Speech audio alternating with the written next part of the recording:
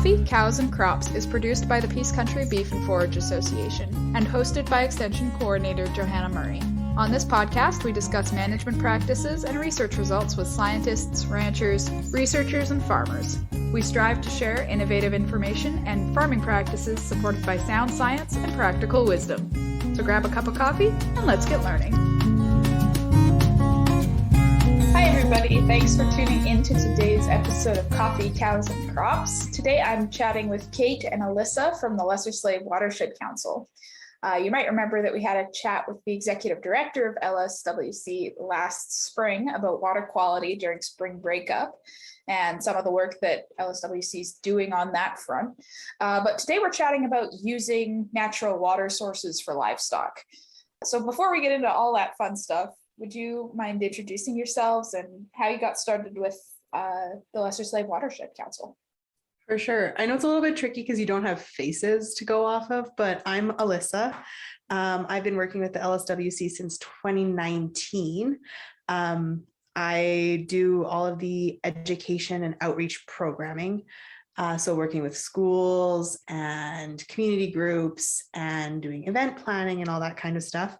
I've been doing outdoor and environmental education work for pretty much 10 years now, which is super weird to think about because I still feel like I'm not old enough to have been doing it for 10 years, but that's okay. So yeah, like I said, I do the education programming and stuff. The biggest part of my job, so there's 4 categories of work that the Watershed Planning and Advisory Councils, or WPACs, do.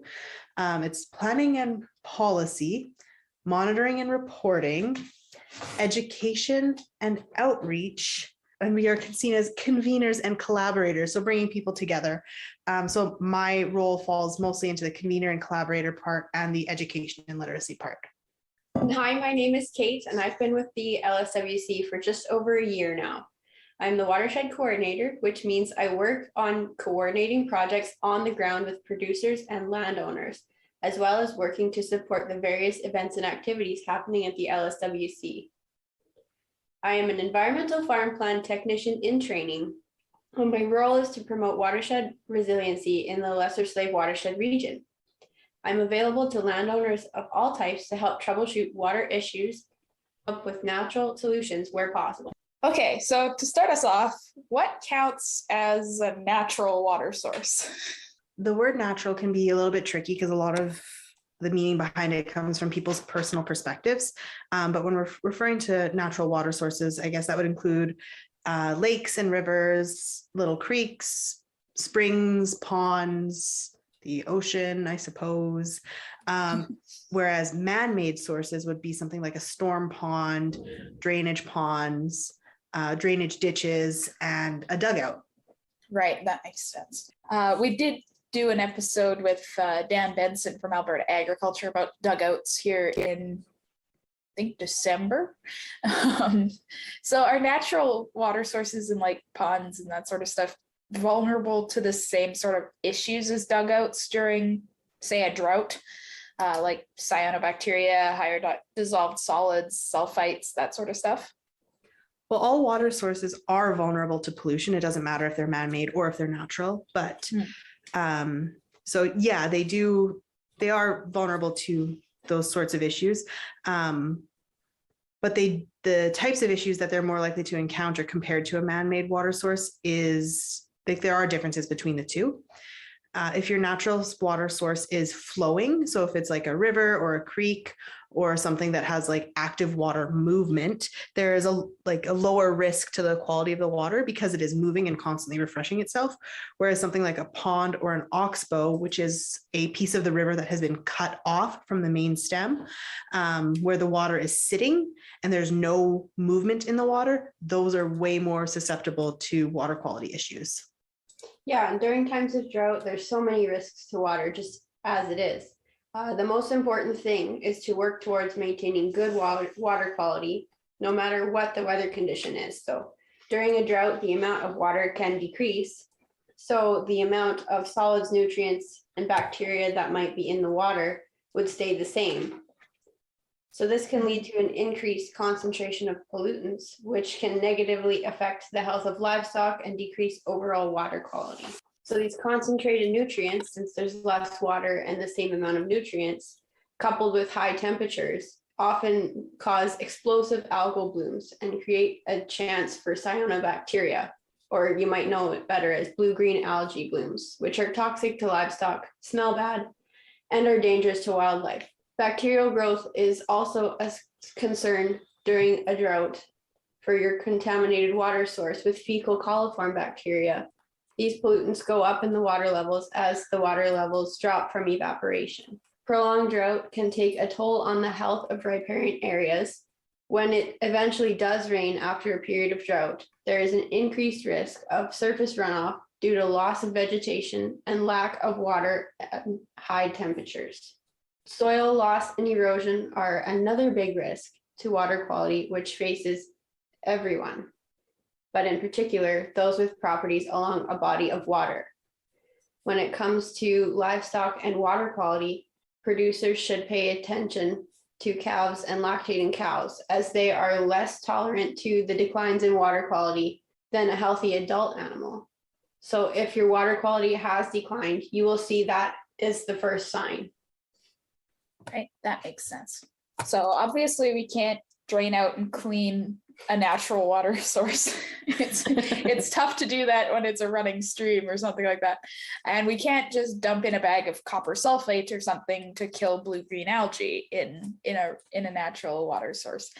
But what can we do to kind of improve the water quality in these natural sources that we use for livestock water? The biggest thing here is to keep a healthy riparian area around your wetland or water body. There's a number of things you can do to maintain good water quality. Because the riparian area acts as a kidney for the whole system, the water body and the area surrounding it, filtering and trapping pollutants before it can make it into the water. Plants like willows and dogwoods are great at absorbing nutrients, and their long roots can help hold the soil to minimize erosion and slow the movement of overland water towards the water body. It's also important to set up a space in a way that minimizes the risk for contamination from manure and fertilizers and other potential contaminants. Yeah, another good way to sort of protect or safeguard your water sources is to actually keep the livestock out of the source itself. So using something like a off-stream watering system is a great way. I mean, I know cattle can cause a lot of soil compaction. So if we keep them away from the water source, we minimize that, which minimizes the loss of vegetative cover, helps to keep your riparian areas healthy, and reduces the potential for a lot of different types of contamination. If you fence off your creek or dugout or anything like that, and combine that with using an off-stream watering system, that's a really wonderful hybrid solution. If you are in our watershed region, so the area kind of around Lesser Slave Lake from High Prairie to Slave Lake itself, we can actually help you to cover the costs of some of those projects. And we have an off-stream watering system that is available for a 1-season trial if you want to see how it works for your space before actually going out and making the purchase of one.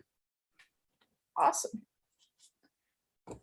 All right. So one thing people talk about a lot in terms of natural water sources is how they store water for drought years and reduce erosion during flooding and stuff. So how do we make sure that our natural water sources are ready to catch excess water, especially this coming year after they were hit pretty hard with the drought? Oh, the last couple of years have been a real roller coaster for water. Like 2020, it just rained nonstop. And then last year was super hot. So natural sources, so wetlands like bogs and muskeg areas and things like that are basically sponges. So they really hold on to water much better than obviously any dugout or anything like that could. Mm-hmm. So that really makes a huge difference in terms of an area's ability to minimize flood risk. For a long time, a lot of our wetlands in agricultural areas specifically were filled in. And when we lose those wetlands, that means we lose the ability for that land to hold on to water, meaning that like spring meltwater, summer runoff, and other things like that, when there's high water events, particularly after a drought, that water would have been stored in those spaces. That space no longer exists, which can lead to increased levels of flooding.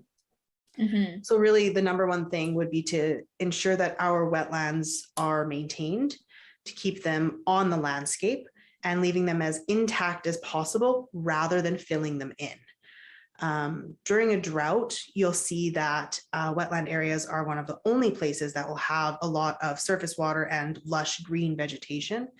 And that's because of the sort of sponge-like function that they provide to an ecosystem. They really slow down runoff, they trap and hold sediment, they hold on to nutrients, which can prevent them from entering into larger bodies of water like lakes and rivers.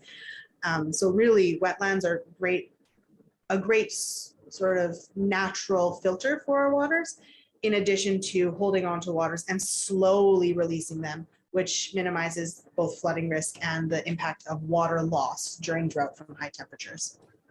Right, that makes sense.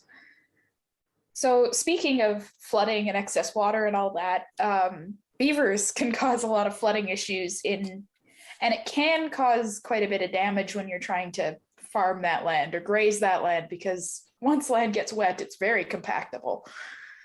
But I've also heard that beavers can be really useful for water and that sort of stuff as well. So can you talk a bit about the benefits of having beavers? Yeah, absolutely. So beavers for a long time have been thought of as pests, and that was sort of their only identifying factor. And sometimes they totally are. But in terms of land health, they're incredible at increasing the biodiversity and water retention of an area. They've been around in some form for almost 30 million years. Like, they're a very well-established species. I mean, we don't have the giant ones that were like the size of grizzly bears anymore, thankfully. We just got the little guys.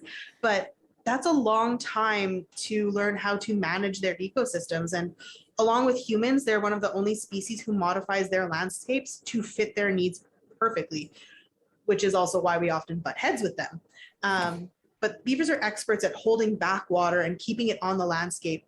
They are amazing land management partners, especially for cattle producers, as they are able to provide a source of water that is often more consistent than seasonal sources, and in a lot of cases more accessible than, say, like a stream bed or something like that.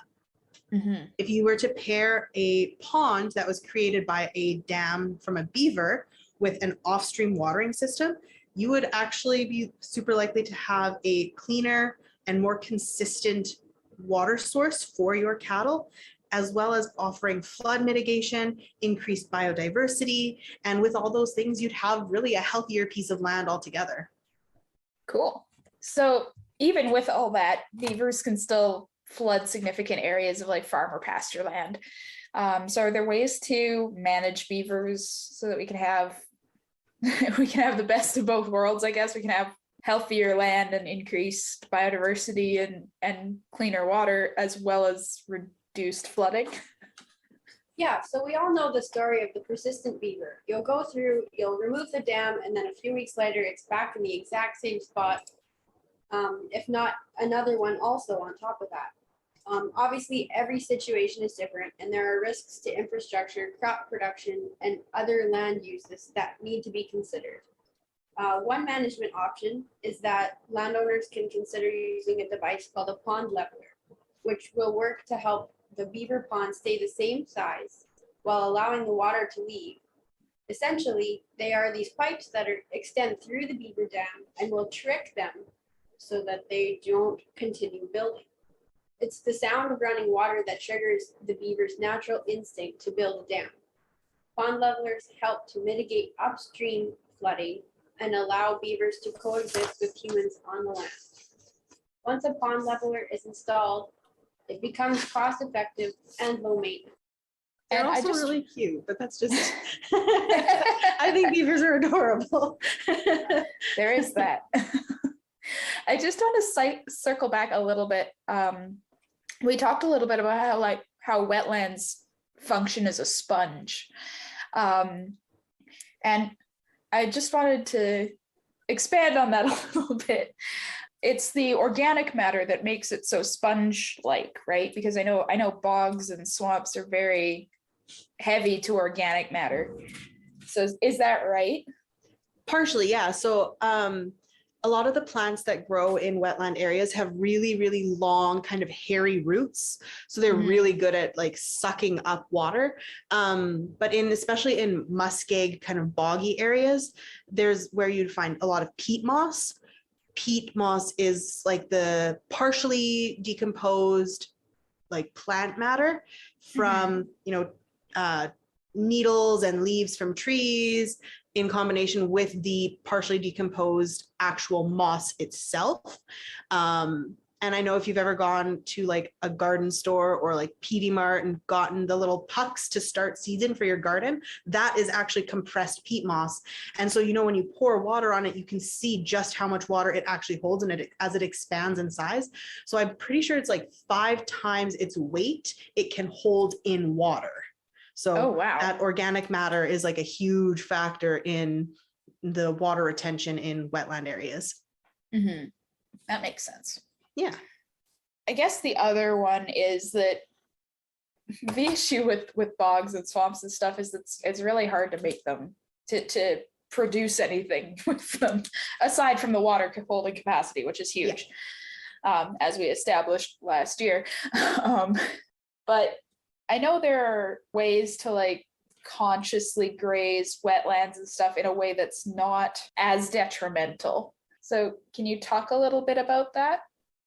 I know sort of cycling through different areas. So if you're going to have your cattle spend any time in a like bog area, not letting them spend like an entire season there, but spending like a week or whatever, and rotating it through with other spaces is a way of consciously grazing it so that it doesn't begin to negatively impact the wetland itself. But like you said, a lot of wetlands they don't make good farmland, right? Like they don't grow a lot of, like you can't grow great crops off of it. And so a lot of times they're seen as like, oh, I guess I'll just like get the cows to eat it. But honestly, like your best bet is to just leave it be if you can. There are programs out there which will actually, if you have wetlands that you've turned into other things, the Alice program, which I'm sure you've talked about on this podcast before, actually pays farmers to return their agricultural lands back to naturalized wetlands. So there's, opportunities like that if you're worried about losing the land itself for production in any way. But really, like the best thing that a wetland can do is to just be a wetland, to just let it do its thing. Right. And then like in times of drought, like let's say you're trying to have food for your cattle and there's nothing on their normal landscape, right? So you might have had riparian fencing up and there's a time and a place to graze your riparian area. So like you let the plants kind of recover a little bit and then later in the spring, that's when you let them graze. And then during times of drought, those plants are usually still pretty green and luscious. So you can let your cattle in there when there is no other food on the landscape for them. And that's the benefit of leaving them as they are, because then it provides that emergency backup situation for when there's like a really bad drought and there's no water anywhere else. Right. Yep, that makes sense. So I know that LSWC does a lot of work with producers who are improving their natural water sources. Like you talked a little bit about the Alice program, but also like in and around Slave Lake, you guys do a lot of work. So can you talk about some of the ways you do that? Yeah, so the bulk of my role at the LSWC is working with producers and landowners of any kind to try to make their operations, maybe their summer homes, whatever they have, more sustainable and to protect water quality within the watershed.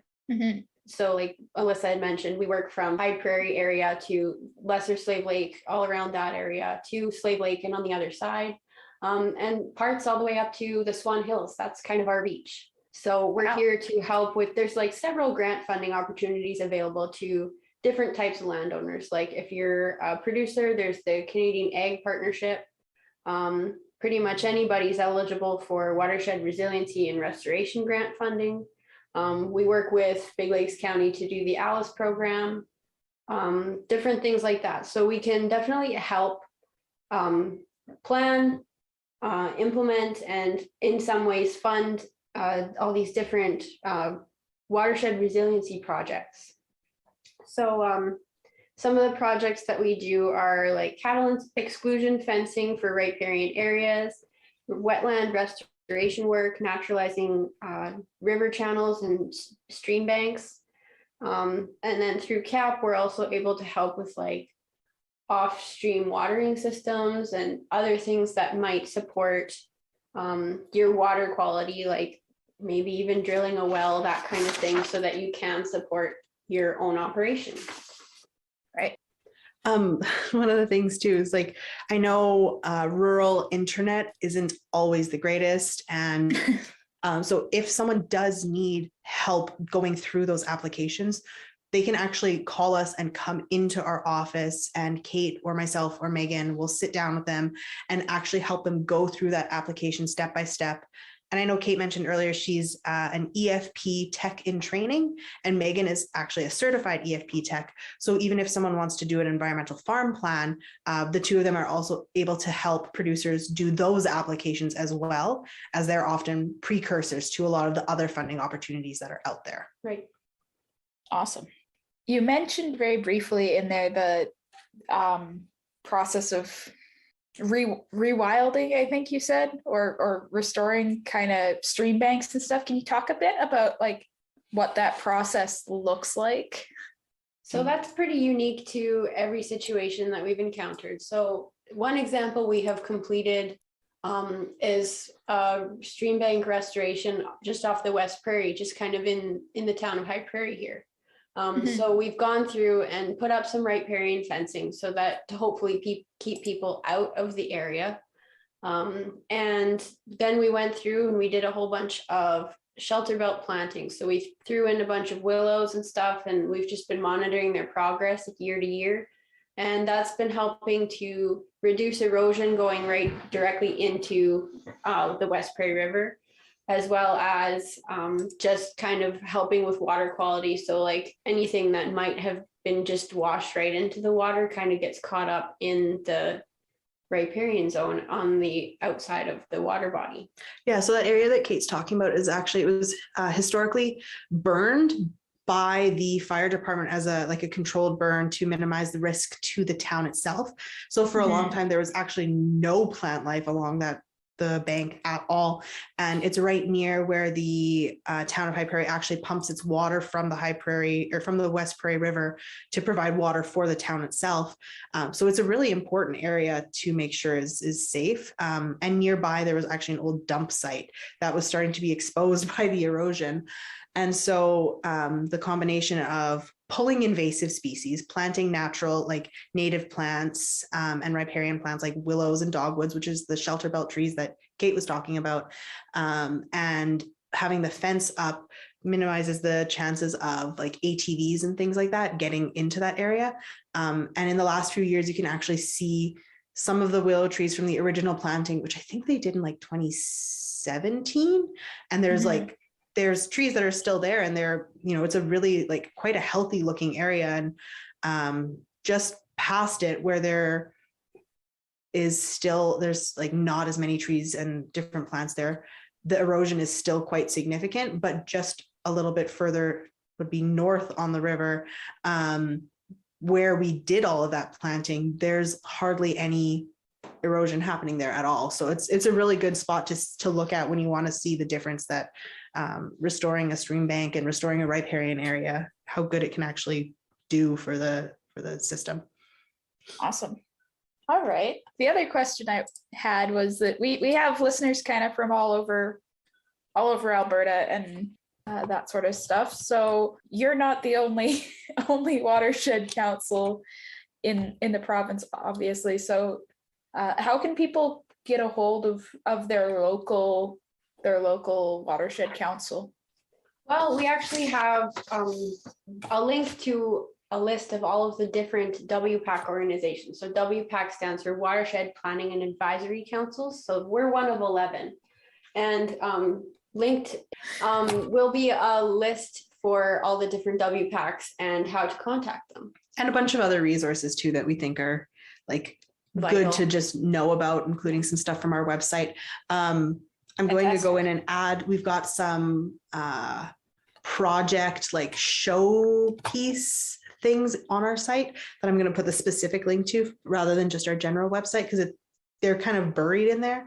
And that way people can see some of the stuff that we have done with other producers in the past. Phenomenal.